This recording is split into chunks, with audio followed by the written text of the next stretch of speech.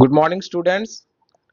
আজকের ক্লাসে আমরা হোলি থার্সডে যে কবিতাটি তোমাদের এসকেবিউ ইউনিভার্সিটির আন্ডারে 5th সেমিস্টারে রয়েছে, আজকে আমরা সেই কবিতার থেকে যে সমস্ত ইম্পর্ট্যান্ট কোশ্চেনগুলি হয় সেগুলো আমরা ডিসকাস করব।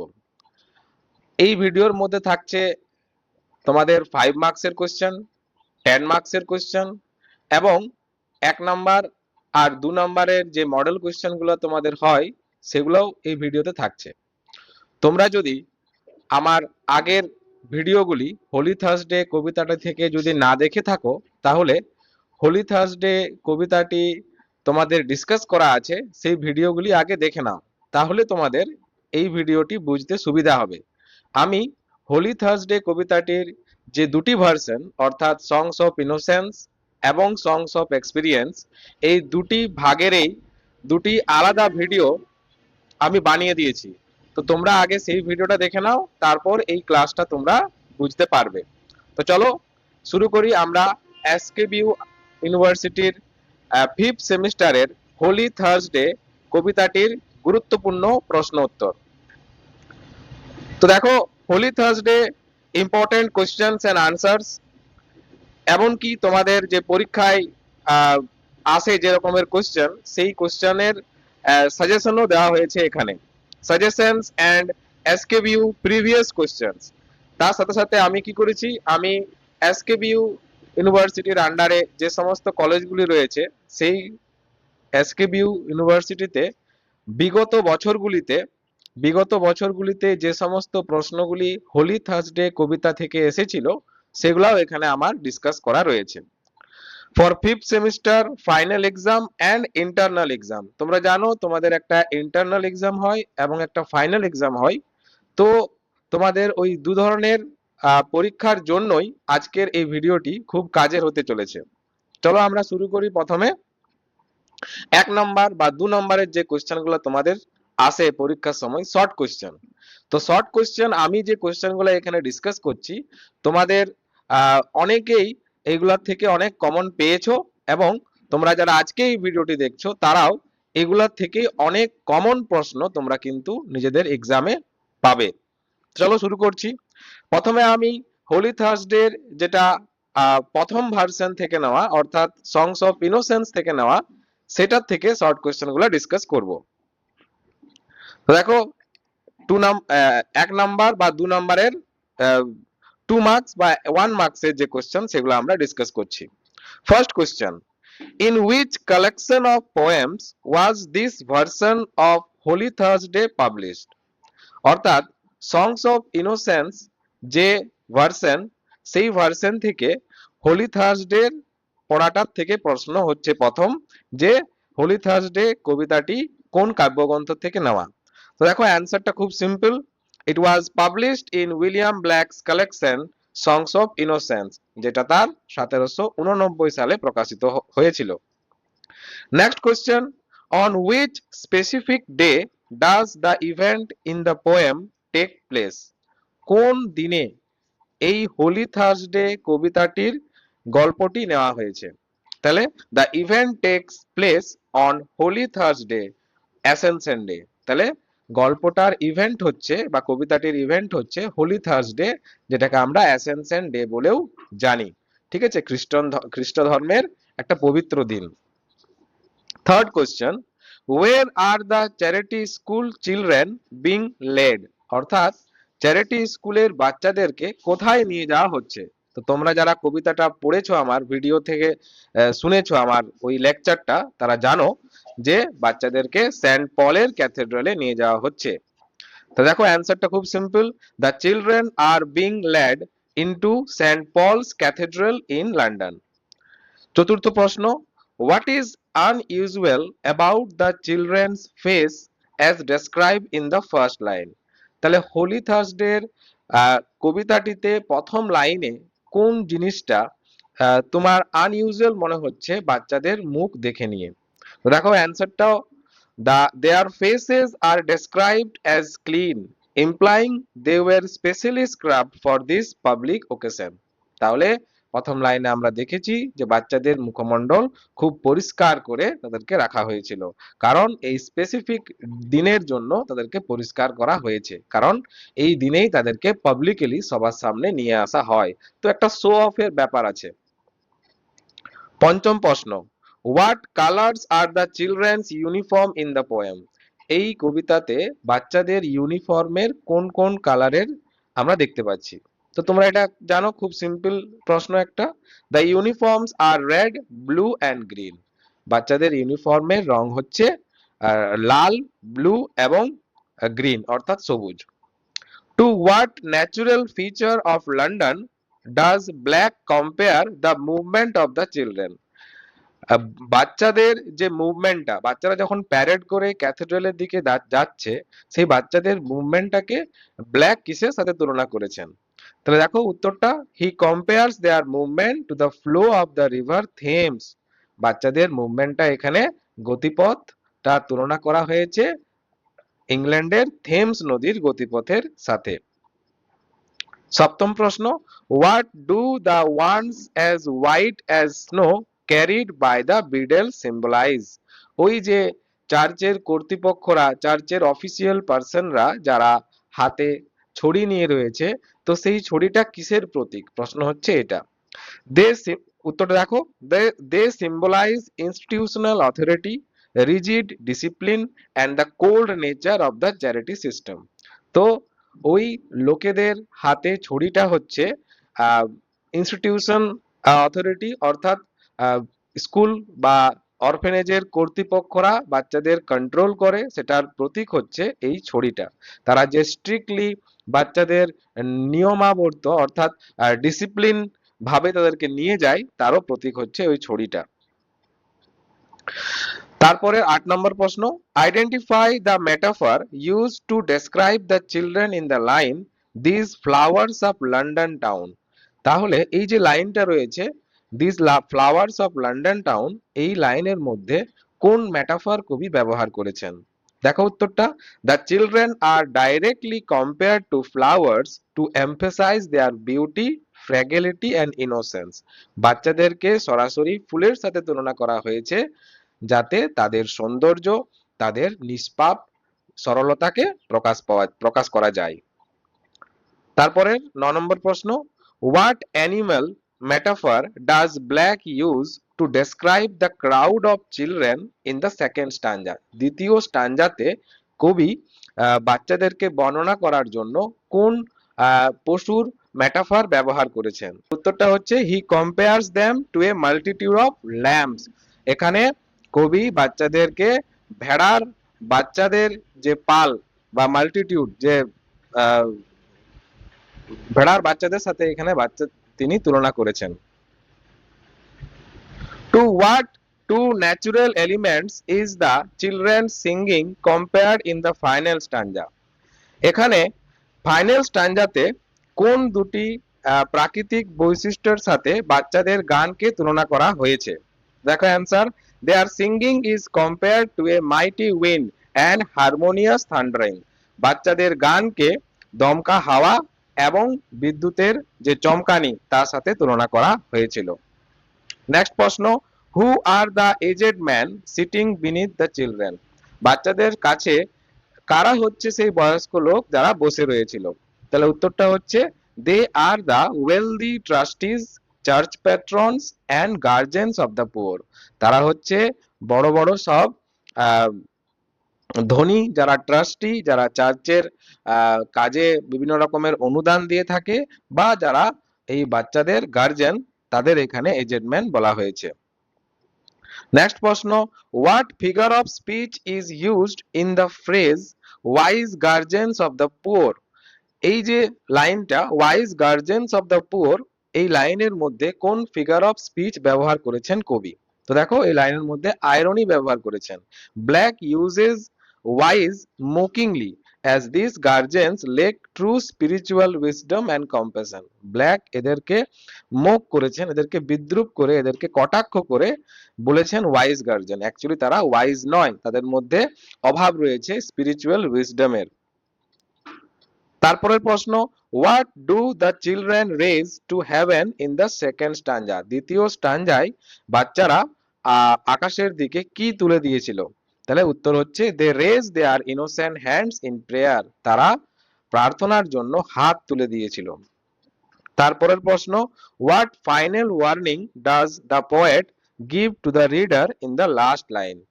কবি লাস্ট লাইনে পাঠকদেরকে কোন ওয়ার্নিং দিয়েছেন? তাহলে he wants the reader to cherish pity, show genuine compassion or risk driving away an angel from their door. অর্থাৎ কবি পাঠকদেরকে শেষ লাইনে এই ওয়ার্নিং এ দিয়েছেন যে যদি তুমি স্নেহ, মায়া, মমতা, ভালোবাসার দ্বারা বাচ্চাদেরকে আপন করে নিতে না পারো, তার মানে তুমি তোমার দরজা থেকে ঈশ্বরকে বিদায় করছো। তারপরের প্রশ্ন দেখো, এই প্রশ্নটি আগের বছরে অর্থাৎ 2025-এ তোমাদের শর্ট কোশ্চেনে পড়ে গেছিল। তাহলে অলরেডি এটা হচ্ছে একটা প্রিভিয়াস ইয়ার কোশ্চেন। দেখো তোমরা এটা থেকে আইডিয়া পাবে যে বিগত বছরগুলিতে কি রকমের প্রশ্ন এসেছিল। তাহলে দেখো বিগত বছরের প্রশ্ন, who are the grey headed beadles in Blake's holy Thursday SKBU 2025? তাহলে প্রশ্ন হচ্ছে যে ব্ল্যাকের হোলি থার্সডে কবিতাতে কাদেরকে গ্রে হেডেড বিডলস বলা হয়েছে? তাহলে উত্তর দেখো, the phrase grey headed beadles refer to the aged church official persons who control the children with wands on their way to the cathedral. এই যে গ্রে হেডেড বিডলস এরা কারা? এরা হচ্ছে চার্চেরই কর্তৃপক্ষের লোকেরা যারা হাতে ছড়ি নিয়ে বাচ্চাদেরকে কন্ট্রোল করতে করতে সেন্ট পলের ক্যাথেড্রালের দিকে নিয়ে যাচ্ছিল। তো এই প্রশ্নগুলা হলো তোমাদের সংস অফ ইনোসেন্স যে ভার্সন সেটার থেকে। এবার শর্ট কোশ্চেন দেখবো আমরা সংস অফ এক্সপিরিয়েন্স থেকে। তাহলে সংস অফ এক্সপিরিয়েন্স থেকে প্রথম প্রশ্ন, in which collection of poems was this second version of Holi Thursday published? কোন কাব্যগ্রন্থে হোলি থার্সডে সেকেন্ড ভার্সনটা প্রকাশিত হয়েছিল? এটা সবাই জানি, উইলিয়াম ব্ল্যাকের সংস অফ এক্সপিরিয়েন্স, যেটা প্রকাশিত হয়েছিল 1794 সালে। নেক্সট প্রশ্ন, how does the speaker describe the hand that feeds the children?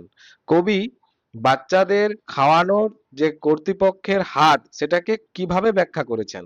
তাহলে তিনি কি বলেছিলেন? He describes it as a cold and usurious hand. তিনি বলেছিলেন কর্তৃপক্ষের হাত হচ্ছে একেবারে নীরস এবং সুদখোরি হাত।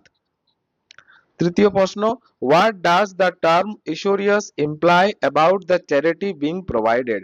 ইস্যুরিয়াস শব্দটার দ্বারা এখানে কোন জিনিসের কথা বলা হয়েছে?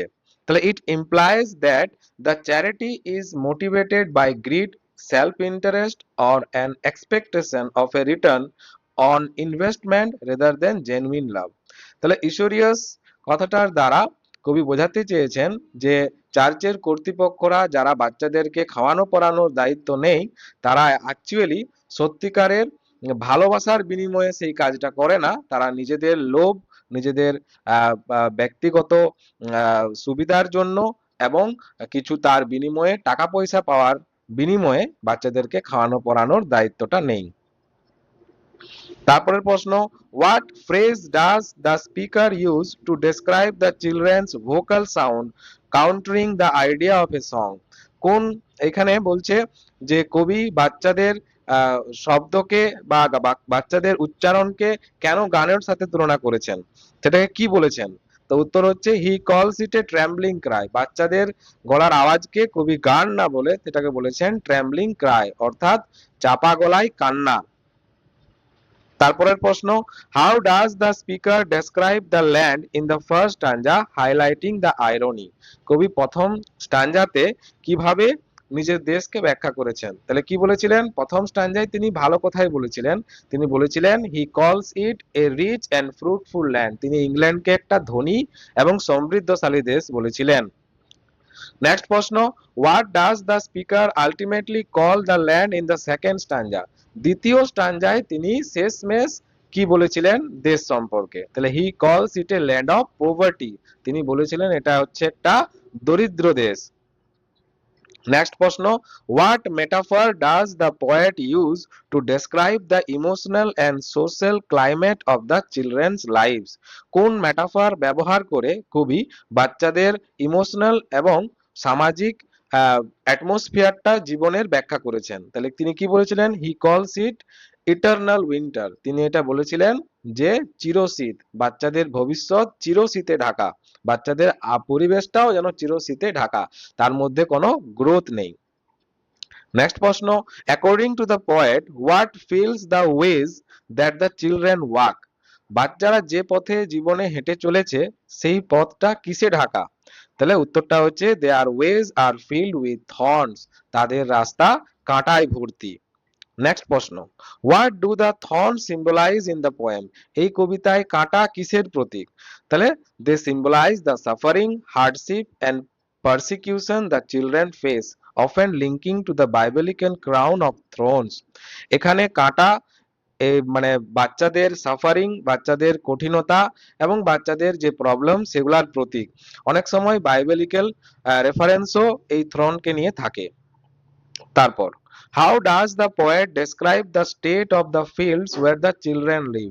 যেখানে বাচ্চারা থাকে সেই জায়গাটাকে কবি কিভাবে ব্যাখ্যা করেছেন? He describes them as bleak and bear.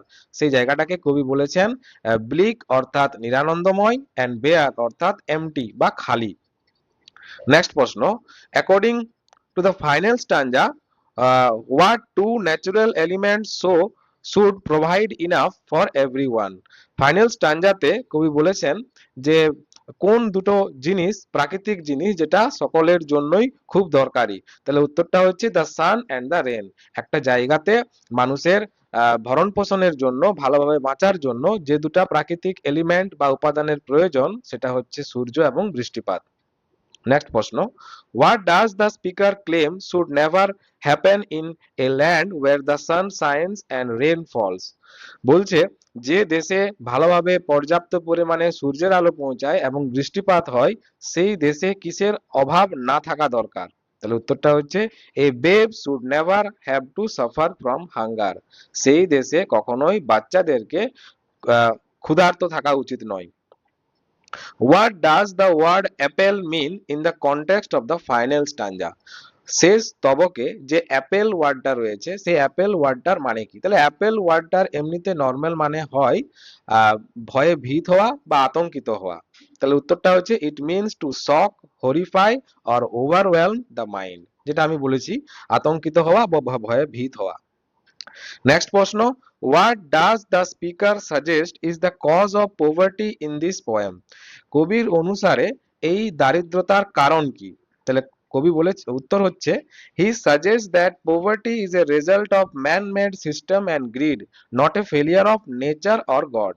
তাহলে কবি বলছেন যে এই যে দারিদ্রতা এটার কারণ কিন্তু মানুষের তৈরি এই যে সিস্টেম বা মানুষের লোভ, এটার জন্য কিন্তু প্রকৃতি বা ভগবান দায়ী নয়। What is the central rhetorical question that opens the poem. কোন রেটোরিক্যাল প্রশ্নের দ্বারা এই কবিতার সূত্রপাত হয়েছিল? তাহলে প্রশ্নটা ছিল is this a holy thing to see. এটা কি একটা পবিত্র জিনিস দেখার মতো? এই রেটোরিক্যাল কোশ্চেন দিয়েই কবিতাটা শুরু। তারপর দেখো প্রিভিয়াস ইয়ারের কিছু কোশ্চেন, এক্স্যাক্টলি 2025-এ যে কোশ্চেন গুলা এসকেবিউ থেকে এসেছিল সেগুলো এবার আমরা ডিসকাস করছি। তাহলে দেখো প্রশ্ন ছিল it is eternal winter there, what does the speaker mean to say here. তাহলে এখানে চিরশীত অবস্থান করে, তাহলে এই লাইনটার দ্বারা কবি কি বোঝাতে চেয়েছেন? দেখো উত্তরটা, by saying eternal winter Blake suggest that for this children there is no spring. Eternal winter কথাটার দ্বারা ব্ল্যাক এটা বোঝাতে চাইছে যে এই বাচ্চাদের জীবনে কোন রকমের বসন্ত আসে না, নো সিজন অফ গ্রোথ। তাহলে বসন্ত যেটাকে আমরা ভাবি বা মনে করি গ্রোথের সিজন, সেই গ্রোথের সিজন এদের জীবনে আসে না। রিবার্থ অর হ্যাপিনেস, নতুন কিছু সৃষ্টি হবে বা খুশি নিয়ে আসবে, সেই সিজনটা এদের জীবনে আসে না। তাহলে কি থাকে এদের জীবনে? Only a constant freezing struggle for survival. এদের জীবনে নিয়ত বেঁচে থাকার লড়াই এদের জীবনে থাকে। তারপরে আরেকটা প্রশ্ন প্রিভিয়াস ইয়ারে এসেছিল কি, why does Blake consider his country as an eternal land of winter. কেন ব্ল্যাক নিজের দেশকে ইটারনাল ল্যান্ড অফ উইন্টার অর্থাৎ চির শীতের দেশ বলেছেন? তাহলে উত্তর হচ্ছে because in his country children are hungry struggling for survival with a blind future. কারণ কবির দেশে বাচ্চারা ক্ষুধার্ত, তারা স্ট্রাগল করছে নিজেদের সার্ভাইভালের জন্য এবং তাদের ভবিষ্যৎও কিন্তু অন্ধকার। So when a country is suffering from permanent poverty, it is like a eternal land of winter. তাই যে দেশ এরকম ভাবে দরিদ্রতার সাথে লড়ছে সেই দেশ হচ্ছে চির শীতের দেশ। তো এগুলা হলো মডেল কোশ্চেন 1 নাম্বার এবং 2 নাম্বার। তোমরা এগুলা যদি ভালো করে প্র্যাকটিস করে থাকো অবশ্যই তোমরা তোমাদের এক্সামে ভালো মার্কস আনতে পারবে। এবার আমরা দেখব 5 মার্কসের কিছু ইম্পর্টেন্ট কোশ্চেন এবং প্রিভিয়াস ইয়ারেরও কোশ্চেন। চলো 5 মার্কসের কোশ্চেন দেখি। দেখো 5 মার্কসের কোশ্চেন শুরু। প্রথম কোশ্চেন হচ্ছে important, critically analyzes the significance of the gray-headed beetles with wands as white as snow।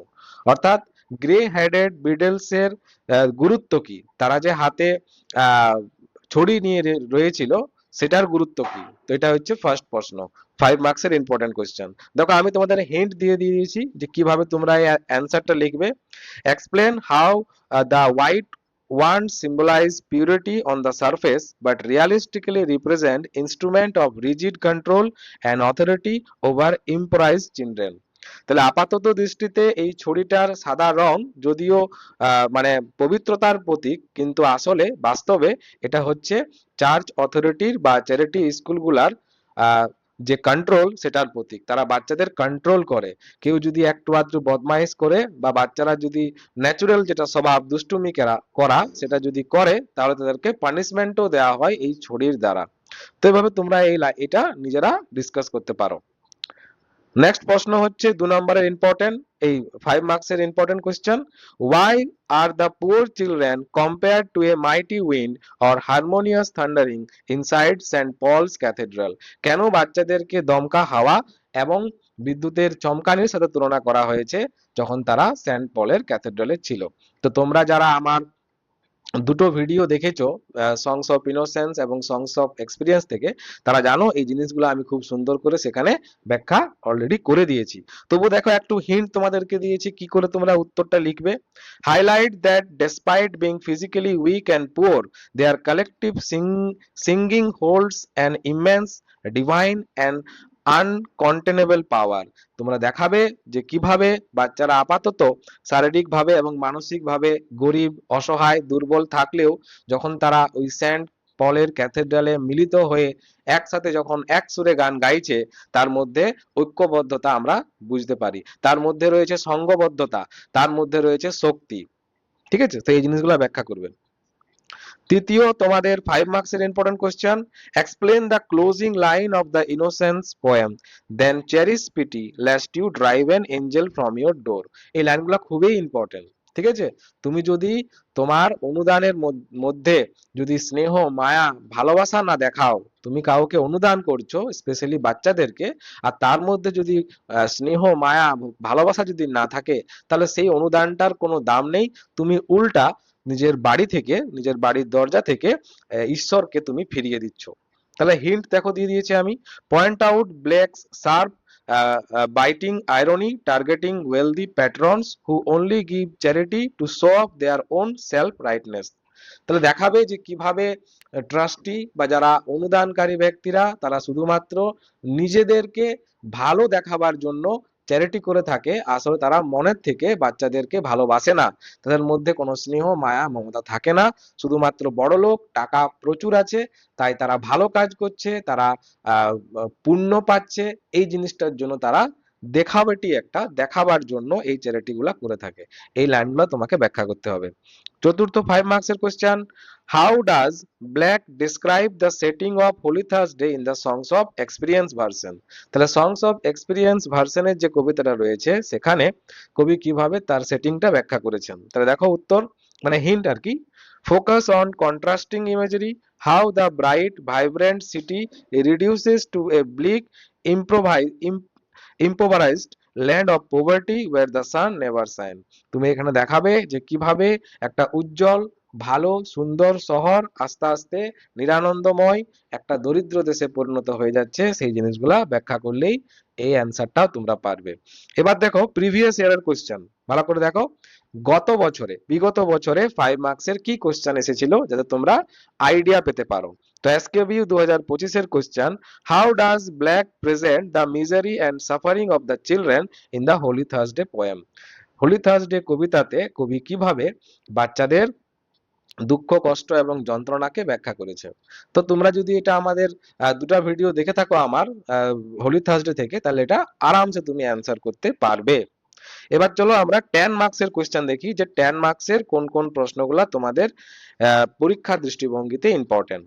তাহলে প্রথম প্রশ্ন, contrast the theme of social injustice and institutional hypocrisy between both versions of Blake holy Thursday. তাহলে William ব্ল্যাকের holy থার্সডের দুটো version রয়েছে, দুটো ভার্সনের মধ্যেই কিভাবে তুমি সামাজিক অন্যায়, অবিচার এবং চার্চ কর্তৃপক্ষ এবং চ্যারিটি স্কুলের কর্তৃপক্ষদের যে ভণ্ডামি, সেটা কিভাবে প্রকাশ পেয়েছে, সেগুলো তোমাকে অ্যান্সার করতে হবে। তাহলে তোমরা ইজিলি এটা অ্যান্সার করতে পারবে যদি তুমি নিজের থেকে লেখার প্র্যাকটিস রাখো। আর যদি নিজের থেকে লেখার প্র্যাকটিস তোমার নেই, তাহলে আমি 5th সেমিস্টারের ক্লাস নিচ্ছি, তুমি সেই ক্লাস অ্যাটেন্ড করলে অবশ্যই তুমি বুঝতে পারবে এবং নিজে লেখার ক্যাপাসিটিও তোমাদের আস্তে আস্তে বাড়বে। ঠিক আছে। দ্বিতীয় question, evaluate William Black as social critic with close reference to his poem Holy Thursday। আমরা জানি উইলিয়াম ব্ল্যাক, আমি ডিসকাস করেছি অলরেডি ভিডিওতে, যে উইলিয়াম ব্ল্যাক একজন হিউম্যানিটেরিয়ান পোয়েট অর্থাৎ মানবতাবাদী কবি ছিলেন। তিনি সর্বদাই 18th এবং 19th সেঞ্চুরির যে তৎকালীন সমাজ, সেই সমাজের যে ক্রুয়েলিটি, যে ইনজাস্টিস, সেগুলোর বিরুদ্ধে তিনি সবসময় রুখে দাঁড়িয়েছেন এবং সেগুলোর বিরুদ্ধে লেখালেখি করেছিলেন।